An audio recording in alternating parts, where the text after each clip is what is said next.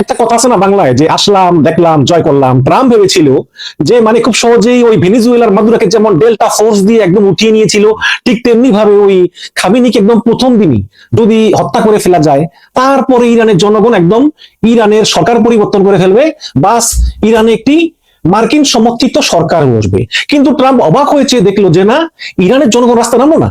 Trump বললো যে Iran জনগণ, এবার তোমাদের পালা, রাস্তায় নেমে এসো, সরকার পরিবর্তন করো এবং তোমাদের দেশকে তোমরা গড়ে নাও। কিন্তু একটা জনগণ রাস্তায় নামলো না, বরঞ্চ আরো এই সব জনগণ তারা সরকারের প্রতি সংহতি প্রকাশ করলো। এখানেই কিন্তু ট্রাম্পের 90% স্ট্র্যাটেজি মার খেয়ে গেল। যেমন করে ভেনেজুয়েলাতে মাদুরাকে উঠিয়ে নিল, তারপর নতুন সরকার তারা বললো যে আচ্ছা আমরা সব মেনে নিলাম, এখন ভেনেজুয়েলা ওদের হাতে। মনে করছিল ভেনেজুয়েলা তেল আমাদের কাছে, এখন এটা ইরানের উপর করা গেলে ইরানের তেল সম্পদ, খনিজ সম্পদ, গ্যাস সব আমাদের কাছে এসে পড়বে। সুতরাং লাভই লাভ, ব্যবসায় ব্যবসা। কিন্তু ট্রাম্পের সেই পরিকল্পনা মাঠে মারা গেল। এবং সবচেয়ে বড় ভুল করছে ট্রাম্প কি জানেন? সেটা হচ্ছে যে ইরান আমেরিকার সব দাবি মেনে নেওয়ার পরেও শুধুমাত্র ইসরায়েলের কথায় ট্রাম্প এই হামলাটা চালালো। অনর্থক কোনো প্রয়োজন ছিল না। কিন্তু এই আজকে 12তম দিনে লেটেস্ট খবর হচ্ছে ইসরায়েল এবং ট্রাম্প তারা যুদ্ধ বন্ধ করতে চায়। গতকাল ট্রাম্প ফোন করেছিল রাশিয়ার প্রেসিডেন্ট ভ্লাদিমির পুতিনকে, এবং সেখানে অনেক কথা হয়েছে এবং কিভাবে যুদ্ধটা আসলে বন্ধ করা যায় এ নিয়ে আলোচনা হয়েছে। কিন্তু ইরান বলেছে যে না, কোনো যুদ্ধ বিরতি হবে না, যুদ্ধ শুরু করেছো তোমরা, শেষ করবো আমরা। এবং তোমরা যদি মনে করে থাকো যে তোমরা যুদ্ধ বিরতি ঘোষণা দিয়ে আক্রমণ বন্ধ করে দিলেও আমরা আক্রমণ বন্ধ করবো, সেটা হবে না। আমরা আক্রমণ চালিয়ে যাব। এবং সে আক্রমণ চলছে, আক্রমণ চলছে। এবং নতুন লিডার সাইদ মোস্তফা খোমেনি, তিনি নেতা হওয়ার পরে আক্রমণের তীব্রতা আরো বৃদ্ধি পেয়েছে। আয়াতুল্লাহ আলী খোমেনি ছিলেন বৃদ্ধ মানুষ, তিনি কিন্তু এই পারমাণবিক অস্ত্র তৈরি করতে চাইতেন না। তিনি বলতেন যে না, আমাদের পারমাণবিক অস্ত্র দরকার নেই। কিন্তু এই তার ছেলে সাইদ মুস্তফা খোমেনি, তিনি কিন্তু IRGC, Islamic Revolutionary Guard Corps, এর সঙ্গে কিন্তু তার খুব ডিপ রিলেশন। এবং তিনি আরো দ্বিগুণ গতিতে হামলা করতেছেন এবং নতুন নতুন কৌশল নিচ্ছেন। কি কৌশল? যেমন আমি একটু ইতিহাস থেকে পড়ে শোনাই। লিখেছে যুদ্ধের কৌশলে ভয়াবহ পরিবর্তন, 1000 কেজির মিসাইল ছুটছে ইরান। একটা কথা বলি, ইসরায়েলে কিন্তু প্রচুর হতাহত হচ্ছে। একটা খবর শুনলাম যে নেতানিয়াহুর ভাই মারা গিয়েছে। সকল ইসরায়েলরা বাংকারে আছে, নেতানিয়াহু নিজে কিন্তু বাংকারে আছে। অনেকে বলেন যে নেতানিয়াহু মারা গেছে কারণ তারা নেতানিয়াহুকে দেখেন না। আসলে নেতানিয়াহু জীবিত আছেন, তিনি বাংকারে লুকিয়ে আছেন। এখানে বলছে যুদ্ধের কৌশলে ভয়াবহ পরিবর্তন, 1000 কেজির মিসাইল ছুটছে ইরান। ইরান এবং যুক্তরাষ্ট্র ইসরায়েলের যুদ্ধরাজ 12তম দিনে রণকৌশলে বড় ধরনের পরিবর্তন ঘোষণা দিয়েছে তেহরান। গত রোববার ইরানের রেভলিউশনারি গার্ড কর্পসের অ্যারোস্পেস ফোর্সের কমান্ডার ব্রিগেডিয়ার জেনারেল মাজিদ মুসাবি জানিয়েছেন, এখন থেকে ইরান শুধু সেই সব মিসাইল ব্যবহার করবে যেগুলোর পেলোড বা গোলা বারুদ বহন ক্ষমতা 1000 কেজি বা তার বেশি। এই ঘোষণা যুদ্ধের ময়দানে সংখ্যা কমানোর পরিবর্তে বরং বিধ্বংসী ক্ষমতা বাড়ানোর কৌশল হিসেবে দেখছেন সামরিক পর্যবেক্ষকরা। যুদ্ধের শুরুতে ইরানের কৌশল ছিল শাহেদ 136 ড্রোনের মতো সাশ্রয়ী প্রযুক্তি ব্যবহার করে শত্রু শিবিরের আকাশের প্রতিরক্ষা ব্যবস্থাকে ব্যস্ত রাখা। এর মূল উদ্দেশ্য ছিল স্যাচুরেশন অ্যাটাক বা একসঙ্গে প্রচুর ড্রোন ও মিসাইল ছুড়ে ইসরায়েল এবং আমেরিকার দামি ইন্টারসেপ্টর মিসাইল খরচ করিয়ে ফেলা। আমি আগেও বলেছি যে ইরানের এই শাহেদ ড্রোন, $50,000 ড্রোন ঠেকাতে যে ইন্টারসেপ্টর ছুটতো আমেরিকা ইসরায়েল, এগুলোর দাম মিলিয়ন মিলিয়ন ডলার। হ্যাঁ, তো ইরান চেয়েছে এইগুলো আসলে খরচ করে ফেলানো। জেনারেল মুসাবি বলেন যে এই মিসাইলগুলো ম্যাক 8 এর বেশি গতিতে চলতে পারে এবং এর গতিপথ পরিবর্তন সক্ষমতা রয়েছে। গতিপথ পরিবর্তন সক্ষমতা বলতে যেমন মিসাইল যাচ্ছে, আবার ইসরায়েল ইন্টারসেপ্টর মারছে, যখন মিসাইল দেখতেছে যে ইন্টারসেপ্টর আসতেছে, সে গতিপথ পরিবর্তন করে ফেলবে। এইভাবে যাবে। এটা পরিবর্তন করতে পারে, যা ইসরায়েলের অ্যারো 3 এর মতো উন্নত আকাশ প্রতিরক্ষা ব্যবস্থাকে ফাঁকি দিতে পারবে।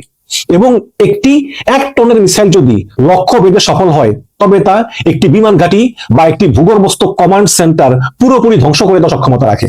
লেবাননের সংবাদ মাধ্যম আল মায়াদিনের বরাতে জানা গেছে যে দুবাই বিমানবন্দর এবং সৌদি আরবের রাস তানুরাজ তৈল শোধনাগারের মতো আঞ্চলিক অবকাঠামো এখন ইরানের প্রধান লক্ষ্যবস্তু তালিকায় রয়েছে। বর্তমানে ইরান রস্তাগারে 1800 কেজি বিস্ফোরক বহনে সক্ষম খোররাম শাহর মিসাইল রয়েছে। এই খোররাম শাহ মিসাইল কিন্তু খুবই বিধ্বংসী।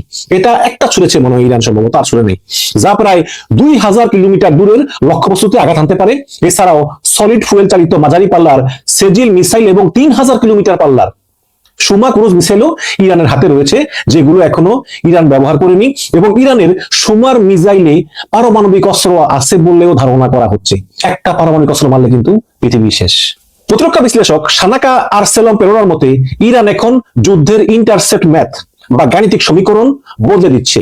আগে একটা ইরানি ড্রোন ধ্বংস করতে $4 মিলিয়ন পেট্রিয়েট মিসাইল ব্যয় করাটা ছিল আমেরিকার জন্য অর্থনৈতিক চাপ। কিন্তু এখন ভারী মিসাইল ঠেকাতে ইন্টারসেপ্টর মিসাইল মিস হলে, যদি মিস হয়ে যায় এবং সেটা যদি ইসরায়েল আঘাত হানে, তার পরিণতি হবে চরম ভয়াবহ। এতে আকাশ প্রতিরক্ষাকারীদের দ্রুত ইন্টারসেপ্টর মজুদ শূন্য হওয়ার আশঙ্কা তৈরি হয়েছে।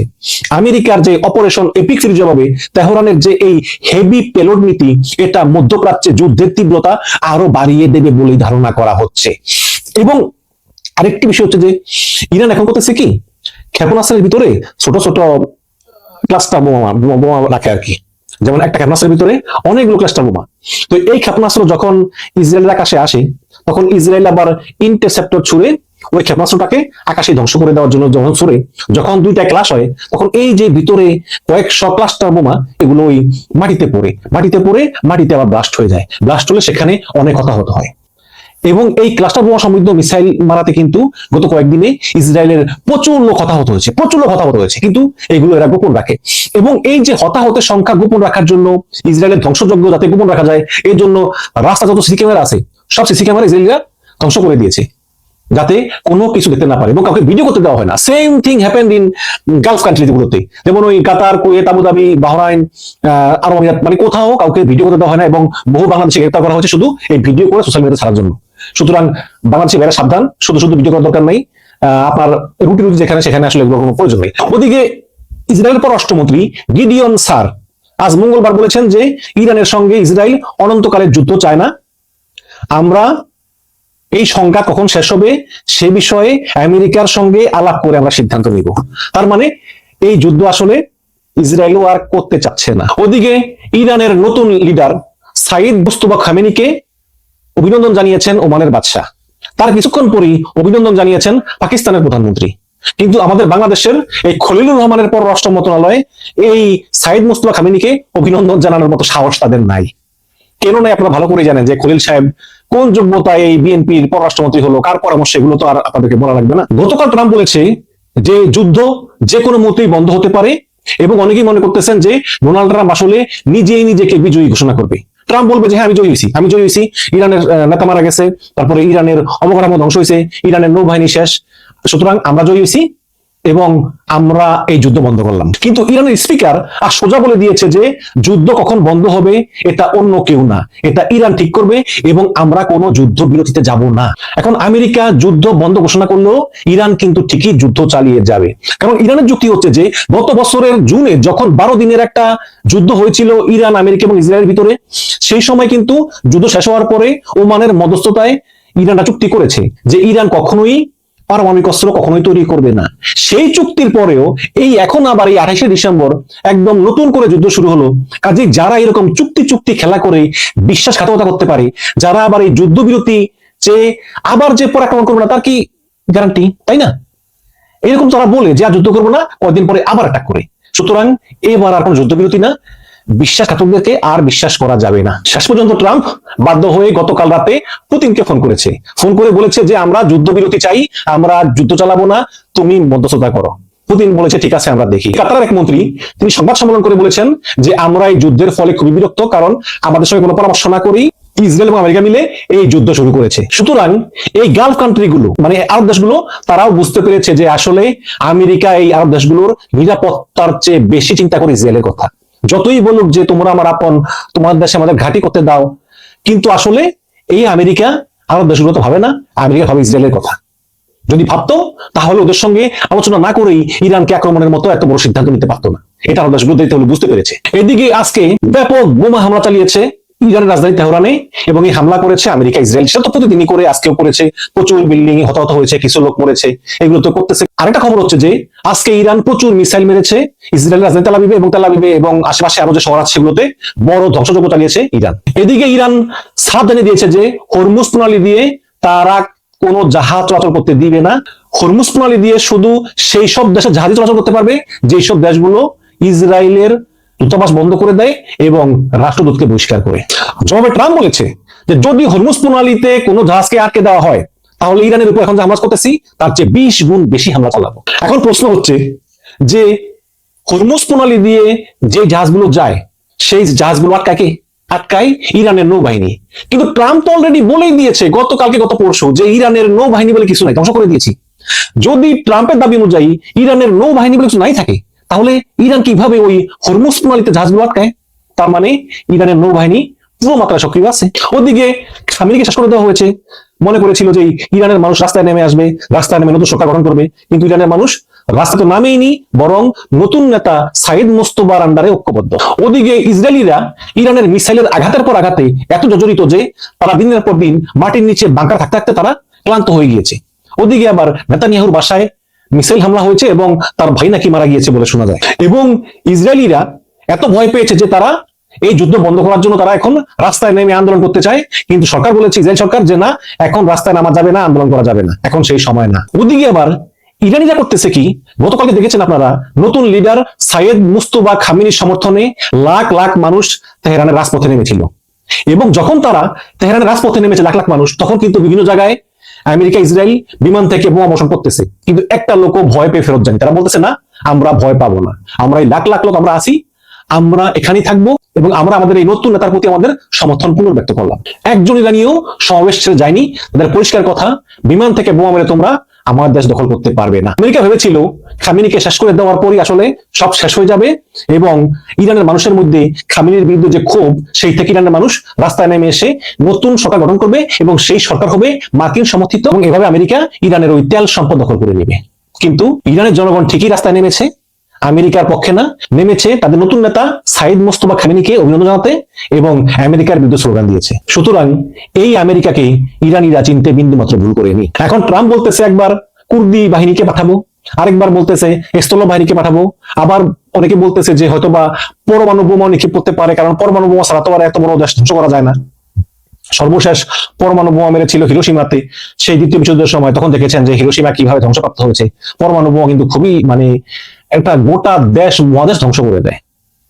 এখন অনেকে বলতেছে এটা করতে পারে।